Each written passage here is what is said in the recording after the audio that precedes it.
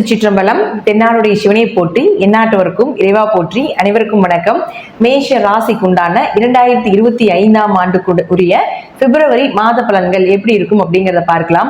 மேஷ ராசி, உங்க ராசி அதிபதி செவ்வாய், உங்களை ஆளக்கூடிய கிரகம் செவ்வாய். நீங்க என்ன செயல்கள், என்ன மாதிரி கேரக்டர்ல இருப்பீங்க அப்படிங்கிறது இந்த செவ்வாயினுடைய தன்மையை பொறுத்துதான். அப்ப இந்த செவ்வாய் பாத்தீங்கன்னா மாதம் மாறக்கூடிய ஒரு மாத கிரகமா தான் இருக்கிறதுனாலையும் இந்த செவ்வாய் எப்படி மாறுகின்றாரோ அதை போலதான் உங்களுடைய வாழ்க்கை நிலையும் இருக்கும் அப்படிங்கிறது அமைப்பு உண்டு. இப்ப செவ்வாயானவர் பாத்துட்டீங்கன்னா இது உங்க ராசிக்கு 3ஆம் வீட்டுல இருக்காரு. எப்பவுமே 3ஆம் வீட்டுல செவ்வாய் இருக்கிறது நீங்க செய்யக்கூடிய காரியங்கள் ஜெயமாகிறது, நீங்க செய்யக்கூடிய விஷயங்கள் எல்லாமே உங்களுக்கு சாதகமாக வர்றது, உங்க கூட பிறந்தவர்கள் மூலமாக உங்களுக்கு உதவிகள் கிடைப்பது, இதெல்லாமே செவ்வாய் 3ல் இருந்தால் நடக்கும். ஆனா 24ஆம் தேதி வரைக்கும் பாத்தீங்கன்னா வக்ரகதியில் இருக்கிறார். அப்ப வக்ரகதி அப்படின்னா ஆப்போசிட்டா திரும்பி நிற்கிறார் அர்த்தம், கோபமாக இருக்கிறார் அப்படிங்கிறது அர்த்தம். அப்ப ராசி அதிபதி வக்ரகதியில் இருக்கும் பொழுது எதை செய்தாலும் யோசிச்சு செய்யுங்க. நீங்க நல்லதே செய்தாலும் அது மற்றவர்களுக்கு ஒரு நல்ல செயல் இல்லாத மாதிரிதான் தெரியும், மற்றவர்களுக்கு எதிராகத்தான் அது செயல்படுத்துமே தவிர நீங்க யாருக்கு எதை செய்தாலும் கொஞ்சம் யோசிச்சு பொறுமையாக செய்வது என்பது ஒரு சிறப்பான விஷயமாக இருக்கும். அதே போல 8ஆம் அதிபதியும் செவ்வாயே ஆகிறதுனால 8ங்கிறது உங்களுக்கு என்ன மாதிரி விஷயங்களை கொடுக்குன்னா திடீர் அதிர்ஷ்டங்கள், திடீர் பண வரவுகள், மறைமுகமாக இருக்கக்கூடிய உயில் சொத்து சார்ந்த விஷயங்கள், இதெல்லாமே மறைந்த பொருள் எல்லாமே 8 தான். புதையல் ரகசியம் கூட 8ஆம் இடம் தான். அப்ப அவரும் வக்ரமாக இருக்கிறதுனால கொஞ்சம் உங்களுடைய ரகசியங்கள் தேவையில்லாம வெளியே யாராவது சொன்னீங்கன்னா இது பல மடங்காக பூகம்பமாக வெடிச்சு ரகசியம் எப்படி போயிருங்க எல்லாத்துக்கும் தெரியற மாதிரி ஆயிரும். அதனால முடிந்த அளவுக்கு இந்த 24ஆம் தேதி வரைக்கும் யாருக்கிட்டையும் உங்களுடைய ரகசியங்களை சொல்லாம இருக்கிறது ரொம்ப சிறப்பு. அதற்கு மேல பாருங்க, 24ஆம் தேதிக்கு மேல செவ்வாய் வக்ர நிவர்த்தி ஆகிறார். வக்ரம் நிவர்த்தி பெற்ற பிறகு இந்த செவ்வாயானவர் உங்களுக்கு பெயர் புகழையும் கொடுப்பார், உங்களுடைய காரியத்துல ஜெயத்தையும் ஏற்படுத்தி கொடுப்பார், நீங்க செய்கின்ற எல்லா செயலையுமே ஒரு வெற்றியை நிச்சயமாக ஏற்படுத்தி கொடுப்பார் அப்படிங்கிறதா உண்மை. அடுத்தது பாருங்க சுக்கிரன். இந்த சுக்கிரன் யாருன்னா உங்களுக்கு 2 மற்றும் 7ஆம் அதிபதி. இந்த சுக்கிரன் இருக்கக்கூடிய வீடு உங்களுக்கு மீனத்துல ராகுவோட சேர்ந்திருக்கார். அப்போ உங்க ஜாதகத்துல யாருக்கெல்லாம் சுக்கிர புத்தி, சுக்கிர திசை, ராகு புத்தி, ராகு திசை, சுக்கிரன் ராகு சேர்க்க, செவ்வாய் ராகு சேர்க்க, சனி ராகு சேர்க்க, இந்த போல சேர்க்கைகள் இருந்தால் கொஞ்சம் கவனமாக இருக்க வேண்டும். அதிலும் குறிப்பிட்டு சுக்கிரன் ராகு சேர்க்கை அப்படிங்கறது பாத்துட்டீங்கன்னா ஆணாக இருந்தால் பெண்களுக்கும், பெண்ணாக இருந்தால் ஆண்களுக்கும் ஒரு கெட்ட பெயரையும் ஒரு அவமானத்தையும் ஒரு தலை குனிவையும் செய்யாத தப்புக்கு செய்யாத ஒரு வேலைக்காக பழி ஏத்துக்க வேண்டிய ஒரு சூழ்நிலைகளையும் ஏற்படுத்தி கொடுப்பார். இந்த தசை இந்த புத்திகள் நடந்தால், இந்த சேர்க்கை உங்க ஜாதகத்தில் இருந்தால். அப்போ இந்த சுக்கிரன் ராகு பாத்துட்டீங்கன்னா மகாலட்சுமி யோகம்னு சொல்றோம். எப்படியும் நம்ம எப்படி சுக்கிரனும் சனியும் பணவரவு அள்ளி கொடுத்துட்டு போகும் நம்ம போன பதிவுல சொல்லியிருந்தோமோ, அதே போல இந்த மாதம் சுக்கிரன் ராகு சீக்கிரம் பணம் வரும், இல்லீகல் பணம், இதெல்லாமே இந்த சுக்கிரன் ராகு ஏற்படுத்தி கொடுக்கக்கூடியதா. அப்ப மேஷ ராசிக்கு அவரு 2ஆம் அதிபதி ஆகிறார். தனஸ்தானாதிபதி ராகுவோட சேரும் பொழுது உச்சமாகும் பொழுது பணம் சார்ந்த விஷயத்துல சீக்கிரம் உங்களுக்கு பணவரவை ஏற்படுத்தி கொடுத்து விடும். எதிர்பாராத பணவரவு, கணவர் மூலமாக பணவரவு, மனைவி மூலமாக ஏதாவது ஒரு வருமானங்கள் அல்லது மனைவி சொத்துக்கள், கணவர் சொத்துக்கள், இது எல்லாமே கிடைத்தாலும் கூட ஒரு பண ஏமாற்றத்தையும் கொடுக்கும். அதுல எதிர்பார்த்த ஒரு வரவுகள் இல்லை அப்படிங்கிறது இருக்கும். அதே போல இந்த சுக்கிரன் ராகுனுடைய சேர்க்கை அப்படிங்கிறது கொஞ்சம் கெட்ட பெயரையும் ஏற்படுத்தி கொடுக்கும். இளம் பருவத்தில் இருக்கக்கூடிய ஆணாக இருந்தாலும் பெண்ணாக இருந்தாலும், ஏன்னா வருடத்திற்கு ஒரே முறை மட்டும்தான் இந்த மாசத்துல சுக்கிரன் ராகு சேர்க்கை ஏற்படும். அப்போ இப்படி இருக்கக்கூடிய அமைப்பு அப்படிங்கிறது பாத்தீங்கன்னா இந்த மாசம் பிப்ரவரி மாதம் முழுவதும் இருக்குது. கொஞ்சம் கவனமாக உங்க குடும்பத்துல இந்த இளம் வயதில் இருக்கக்கூடிய பெண்கள் ஆண்கள் எல்லாருமே கொஞ்சம் கவனமாக இருங்க. பேரண்ட்ஸ் இந்த பதிவுகள் பார்த்துட்டு இருந்தீங்கனாலும் உங்க குடும்பத்துல இது போல சுக்கிரன் ராகு சேர்க்கை யாருக்காவது இருந்துட்டு இருக்குது அப்படின்னா கொஞ்சம் இந்த காலகட்டங்களை பார்த்துட்டீங்கன்னா தேவையில்லாத ஒரு கெட்ட பெயர்களை கொடுக்கக்கூடிய ஒரு சூழ்நிலைகள் வரும். அதனால கொஞ்சம் கவனமாக இருந்து இறை வழிபாட்டுல கொஞ்சம் கவனமா இருங்க. மகாலட்சுமி வழிபாடும், பெருமாள் வழிபாடும், துர்க்கை வழிபாடும் இதற்கு நிச்சயமாக இந்த சுக்கிரன் ராகு சேர்க்கைக்கு கை கொடுக்கும் அப்படிங்கிறது உண்மை. பெருசா வரும், சிறுசா தள்ளிட்டு போயிடும் அப்படிங்கறதா உண்மை. அதே போல 7ஆம் அதிபதி போய் 12ல உச்சமாகுதுன்னா யாராவது கணவரோ அல்லது மனைவியோ வெளிநாடோ வெளியூரோ போகிறதுக்கு ஏதாவது ட்ரை பண்ணிட்டு இருந்தீங்கன்னா இந்த மாதங்கள் அதை நீங்க ட்ரை பண்ணும் பொழுது நிச்சயமாக அது உங்களுக்கு சாதகமாக வரும்.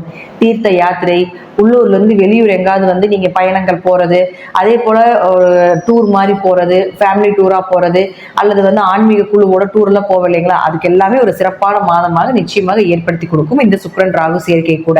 அப்ப 2ஆம் அதிபதியே 12ல போய் உச்சமாகும் பொழுது பண வரவும் உண்டு, அதற்கு உண்டான விரயங்களும் உண்டு அப்படிங்கறத சொல்லுது. அடுத்தது பாருங்க புதன். இந்த புதன் அப்படின்னு சொல்லக்கூடிய பாருங்க மகரத்துல இருக்கிறார். 3-6 குடையவராகி மகரத்துல இருக்கிறார் 11ஆம் தேதி வரைக்கும். 11ஆம் தேதிக்கு மேல பாத்தீங்கன்னா கும்பத்துக்கு போறார். அப்போ 3ஆம் அதிபதினு சொல்லக்கூடிய புதன் பாதகஸ்தானத்துக்கு போறதுக்குள்ள உங்களுடைய கடன் சார்ந்த விஷயங்களோ, நோய் சார்ந்த விஷயங்களோ, எதுக்காவது ட்ரீட்மெண்ட் எடுக்கணும்னு நீங்க நினைச்சீங்கன்னா ஒரு 10ஆம் தேதிக்குள்ளேயே ட்ரீட்மெண்ட் எடுத்துக்கொள்வது என்பது ஒரு சிறப்பான விஷயமாக இருக்கும். அப்ப 10ஆம் தேதிக்கு மேல 11ஆம் தேதிக்கு மேல இருக்கும் பொழுது நீங்க இந்த ட்ரீட்மெண்ட் சார்ந்த விஷயத்துல கொஞ்சம் கவனமாக இருந்து செயல்படுத்த வேண்டும். ஏன்னா மேஷராசிக்கு கும்பம் அப்படிங்கிறது லாபத்தை ஒரு வகையில கொடுத்தாலும் கூட ஒரு வகையில சில பாதகத்தை கொடுக்கறதுனால நல்ல விஷயங்கள் எல்லாமே கொஞ்சம் 11ஆம் தேதிக்கு முன்னாடியே இந்த மேஷராசிக்காரரை செய்து கொள்வது என்பது ஒரு சிறப்பான விஷயமாக இருக்கும். அடுத்தது பாருங்க உங்களுக்கு சூரியன். இந்த சூரியன் அப்படின்னு சொல்லக்கூடியவர் உங்களுக்கு 5ஆம் அதிபதி. உங்க குலதெய்வத்தை சொல்றதே சூரியன் தான். உங்க குடும்ப ஒற்றுமை, உங்களுடைய குழந்தைகள், உங்களுடைய கலை, உங்களுடைய ஞானம், உங்களுடைய திறமைகள், இதெல்லாமே சொல்றது உங்க ஜாதகத்துல சூரியன் தான். இந்த சூரியன் ஆனவர் பாத்துட்டீங்கன்னா 10ஆம் இடத்துல இருக்கார், கர்மஸ்தானத்துல இருக்கார். அப்போ இந்த 5 குடையவர் 10ஆம் வீட்டுல 12ஆம் தேதி வரைக்கும் இருக்கிறார். 5-10 தொடர்பு ஏற்படுறதுனால குழந்தைகள் மூலமாக தொழில் சார்ந்த விஷயங்கள், குழந்தைகளுக்கு தொழிலை கொடுக்கறது, அதே போல பாத்தீங்கன்னா 5-10 தீர்த்த யாத்திரைகள், வழிபாடு, இது எல்லாமே குடும்பத்தோட போயிட்டு வரக்கூடிய ஒரு அமைப்பு, இதெல்லாமே ஏற்படுத்தி கொடுப்பார்.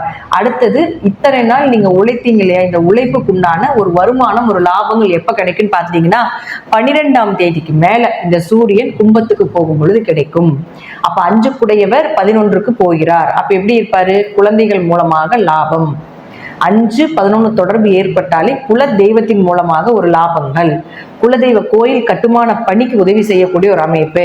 அதே போல 5-11 தொடர்பு ஏற்படும் பொழுது ஏதாவது ஒரு வகையில குடும்பம் ரீதியாக உங்களுக்கு பண வரவு, மகிழ்ச்சி, சந்தோஷங்கள், குடும்பத்துக்கு தேவையான பொருட்களை வாங்கி கொடுப்பது, குடும்பத்தினுடைய ஆசைகளை நிறைவேற்றுவது, குலதெய்வத்தினுடைய ஆசைகளை நிறைவேற்றுவது, இது எல்லாமே உங்களுக்கு 11ஆம் தேதிக்கு மேல நிச்சயமாக நடப்பதற்குண்டான வாய்ப்புகளும் இந்த சூரியனால உங்களுக்கு ஏற்படுத்தி கொடுப்பார். அடுத்தது உங்களுக்கு செவ்வாய். இந்த செவ்வாய் நம்ம முதல்லயே சொல்லியிருப்போம். அடுத்தது பாருங்க குரு பகவான். இந்த குரு அப்படின்னு சொல்லக்கூடிய 9 மற்றும் 12ஆம் அதிபதி.